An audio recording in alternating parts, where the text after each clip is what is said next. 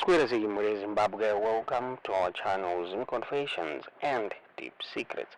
Kana kariki kutanga kukuya paneno channel, please don't forget to subscribe. Kana chungwa garo ka subscribe, don't forget to comment and share this video. Nasi muri Zimbabwe takuigiranya burizwa na former Norton legislator NaTemba Mliswa ababuda vachitaura pamsoro pe readmission yakaitwa Mutsvangwa mubato rezano PF ndofunga Chris Mutsvangwa toziyatese kuti akafaiwa is the Minister of War Veterans zvakare mazovapfuura angafaiwa is the Secretary of Information mubato rezano PF asi akazodzoswa. So Temba Mliswa anononoka abva komenta pa X yendo yake akabuda achara achiti gudo guru rakachekwa muswe kuti riremekedze vakuru. Unotoisa muswe pakati pemakumbo kutonga kwayo ngwena muri Zimbabwe ndozvakabuda zvitaurwa naTemba Mliswa. Ndifunga murikuona iyo post irapo yapostwa naTemba Mliswa. Chris Mutsvangwa akazvambla achimhoresa President Emerson Mnangagwa akaisa caption yekuti gudo guru rakachekwa muswe kuti riremekedze vakuru. Unoitisa muswe pakati pemakumbo kutonga kwayo ngwena muri Zimbabwe. Ndifunga Temba Mliswa ane nguva achinetsana Chris Mutsvangwa achitaura iye achiti Chris Mutsvangwa aida kuvhiringidza relationship iri pakati paPresident Emerson Mnangagwa na Vice President Constantino Chiwenga achiti aida kureplace Constantino Chiwenga pa Vice President. Zvakare zvirunzi akaclaima kuti aida kuita the Minister of State Security zvinzi asi the President havana kufara nazvo vakamudzikamisa Christopher Mutsvangwa. That's why ari kunzi akastripwa pa position yake ye Minister of War Veterans muri Zimbabwe. Zvakare Temba Mliswa akabuda achiti Christopher Mutsvangwa aida kushanda na Saviour Kasukuwere in order to gain power.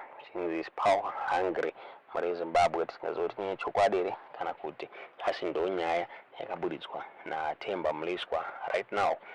Adzoka nenyaya yekuti Christopher Mutsvangwa akachekwa muswe kuti awanikwa achirespecta the president. Chinzi pane maruma zakare akabudidzwa na Walter Mzembe akabuda achitaura achiti Christopher Mutsvangwa anga ane tendency yekusarespecta even mamwe cabinet members during the time yavanga vachiri mu cabinet vana Mzembe muri Zimbabwe.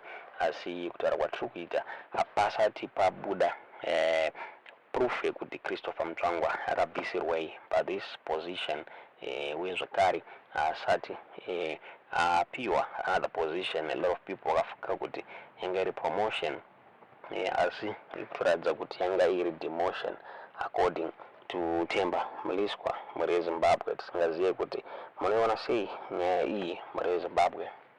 Ndofunga matheories zveshuwa akacirculata akawanda as to why President Emerson Mnangagwa vakawanikwa vachidismissa Christopher Mutsvangwa muri Zimbabwe. The War Veterans Association yakabuda ichitaura iyo ichipraise the president this decision yavakaita yekubvisa Mutsvangwa paposition vachitaura vachiti Mutsvangwa vaimisuza power ravo muri Zimbabwe zvichinzi vaiita madeals nemaChinese in the name of his ministerial position, and zvichinzi the War Veteran Association hapana chaibenefita. Zvichinzi he would go ku airport vaisabva pa airport vachiita madeals nemaChinese pasina chaibenefitko nema-war veterans muri Zimbabwe. Pakabuda zvakare nyaya imwe yekunzi mwana wavo Neville Mutsvangwa kuyanga ari linked to Starlink hanzi aibenefita nezita Chris Mutsvangwa kuita mashare deals ake eStarlink iyo yakanzi negovernment yaina kunge yaaprovwa. Pakabuda matheories akawanda muri Zimbabwe. Dr. Walter Mzembe vakabuda pa X endo yavo comment on this issue, and so many theories are being thrown around as to what may have led to Comrade Chris Mutsvangwa's abrupt dismissal by E.D. Mnangagwa, President Mnangagwa. I prefer my own based on what led to his dismissal by Mugabe in 2016. It's simple that Chris is ungovernable and does not submit to the authority of anyone, let alone the collectivity of cabinet and the president. He is an all-knowing man of many words who does not know when to mute himself. On several occasions inside cabinet in 2016, he would take on Mugabe to an embarrassing point where Emmerson Mnangagwa himself, then vice president, would be the only one able to silence him with the strongest rebuke, and I quote this below. Chris, I said shut up, Chris, I'm your commander, Chris, I order you to shut up. At this point, Chris would pack his cabinet file and leave in a half.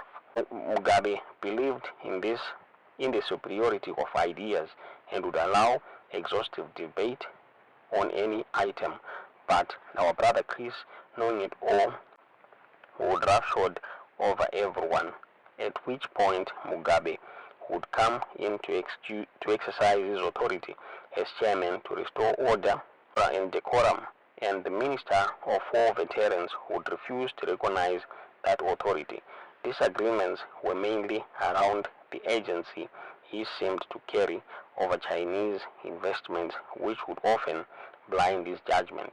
Our cabinet team had strong characters who would withstand and fight back. I wonder though whether the current pedigree of ministers can withstand his bullish behavior without seeking the protection of Mnangagwa, which may be the case here. Mnangagwa himself left him out of his cabinet lineup in 2018 because he was minding his disharmony he would bring in his new team. He instead appointed him special advisor, but even this would not cut. It was a gamble from the very beginning, bringing him back into the cabinet. Exploiting his parallel authority, ZANU-PF officials, party spokesperson, his last press conference last week was an intrusion into the ministerial mandates and may have actually become his proverbial Waterloo, going further to declare his ambition. In his colloquy, he sealed his fate on that day. With his highly opinionated acerbic style of delivery, clearly misrepresenting the collective, he has been responsible for even how some of us have not found each other with our former party. No wonder across the border his dismissal has been popularly received and secretly celebrated inside ZANU-PF ranks and government. I hope at personal level he has time to reflect on many things before his next move. He still is party spokesperson and may keep it, but clearly many are watching whether he will continue weaponizing it against perceived and imagined enemies. ZANU-PF isinjonjo blessed Sunday zvakabada zvitaurwa navauta muzembe vachitaura vachiti Chris Mutsvangwa aisateerera even the late president Robert Mugabe, since he suspected, that's why akabviswa paminister reZimbabwe NaTemba Mliswa vadzoka that same issue vachitaura vachiti guduguru rakabviswa muswe kuti riremekedze vakuru, since probably aisarespecta the president. MureZimbabwe tisingazivi kuti munoona sei nyaya iyi, tiudze zvamuri kufunga pamusoro penyaya iyi mucomment section.